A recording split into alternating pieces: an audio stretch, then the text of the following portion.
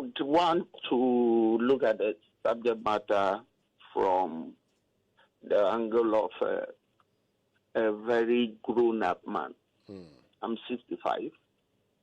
In a few months, I'll be 66. Okay. I have all my life planned towards a comfortable retirement.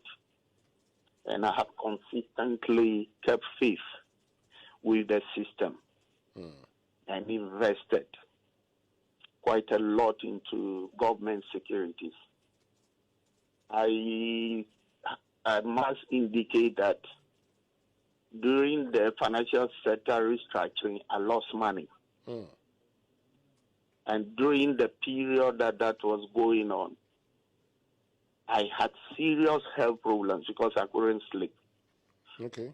Before I continue, let me tell you something I observed this morning. Okay. I am on a platform made up of people with problems as mine. And you would observe the whole of this night, most of them didn't sleep. The platform was active till this morning. Okay. It was active till this morning. And you could hear or feel the pains of people, especially the very grown-up people. What crime have we committed by keeping faith with our system or our country? Some of us had the opportunity to move money to offshore locations. I remember telling a young man who walked to me 3-4 years ago that I don't intend living outside this country, so why should I carry my money out? Should I now conclude that it was a mistake? And what is worrying is the impression being created as if bond holders have committed some crime. I read something this dawn that created the impression if you don't sign, you will not be part of the system. And that is a threat. Have we committed any crime? Now, let me look at it from my personal perspective. I'm 65. Assuming they spread my bonds for 15 years, I'll be 80 years. Very few men in my family cross 80. Am I going to assess my capital in my grave? Those taking these decisions, are they thinking about pensioners, grown people who have to buy drugs, the unemployed who lost their jobs during the financial sector restructuring, and whatever they have, they invested in government securities? Have they committed any crime? And the information out there is very minimal. My brother, you talk to your bankers, they will tell you, this is all the information we have. This is what we've been told. We are also waiting for additional information. Why can't you be very specific and tell us that if you don't participate, you lose your money? Then some of us will commit suicide rather than go through the pain. Oh, please don't contemplate that. I'm 66 in March, my brother or my son. I'll be 66. And there are so many people. Maybe I can survive, but I know friends who work in the public service who are doing nothing presently. All the investment are out there, and you're telling them without interfacing with them on one-to-one or giving them information that take it or leave it. What sort of attitude is that? Meanwhile, the government who took us down this road is not ready to cut expenditure. There are so many hangers on you find in offices who are doing virtually nothing. They are not prepared to let them go. They have used our money to pay these people. Now they're telling us, take it or leave it. What sort of government would tell its citizens or treat its citizens as trash? That is the way some of us feel. And that is the way a lot of people on these platforms are. I'm on two of these platforms. That is how we feel. We are not being told anything. We are not being told anything. And I'm going to be very specific here. The Minister for Finance, Companies and Commissions on the loans that we are paying now. Why shouldn't he return the commissions to ameliorate the situation for the country? But we, the poorer people, are being asked to give our money at 15, 20 years. What sort of leadership is this? And then you hear things like, we want to build cathedral. We want to do this. If you have money to build cathedral, you have money to do some of these projects, why don't you use it to pay our monies? Or why don't you just give us our capital and take the coupon? My brother, I'm going to tell you something.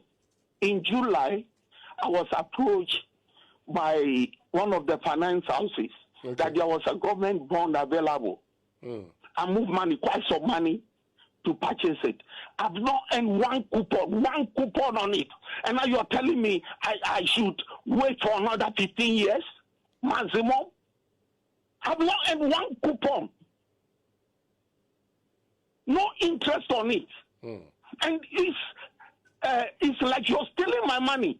You're taking my money, and I'm using stealing advisedly.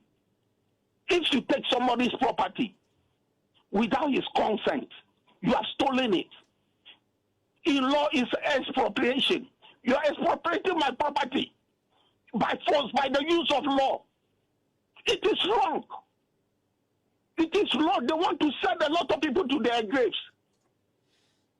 They just want to send us to our grave. And the body language, the attitude, when you see some of these people who are not, who some years ago were nobody, suddenly you see them come and justify some of these things.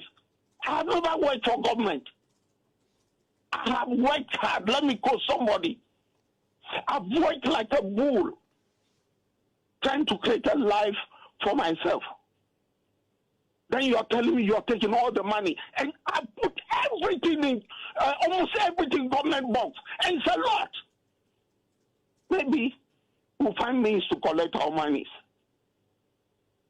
When you say maybe you find means to collect your money, what means are you looking at here? I won't say for now. We'll find means to collect our monies. Other countries, people took decisions, collectively or as individuals. In Algeria, somebody killed himself for the common good. When things got bad, maybe some people need to sacrifice for the rest. You go to sleep, you can sleep. Because nobody can plan. Somebody is planning your life for you. When all you did was to support your country by investing in government securities. Were we misled? Were we misled? I work in the Financial Services Center. I've sat on the board of banks. The prudential requirements, they will tell you buy government securities for purposes of valuation. You go and buy government securities. Then all the financial literature are not being thrown into the gutter because those are supposed to be very safe securities. Now they have turned out to be toxic as any other one. How do somebody just sit there and decide that he has taken my money he borrowed even 6 months ago, and that he won't pay 15 years? Meanwhile, he and commission on the loans that we are all commonly paying now. His companies and commission. His companies are taking over most government businesses. I have personal experiences I can talk about if you give me the opportunity. Where the businesses were taken away from me and given to others who have connections. After all this we have gone through, then you get up one day and decide to seize our money because of your incompetence. You have incompetently run the system. Where it's poor countries like Togo, Benin, not expropriating their citizens' monies. Why are we being treated like trash? What crime have we committed? by having confidence in our government and giving it money. We'll find ways to collect our monies. Okay. It is not a threat. Nobody is going to expropriate my house. I don't mind dying. I nearly died after the financial sector restructuring. I lost money. Some of the responsibilities government assume that they will pay October, we were entitled to coupons. It has not been paid. Nobody even had the courtesy to give us any explanation. No one called us where it was called. When we checked, Commercial Bank told us they've not received any information from the government. Why? Why?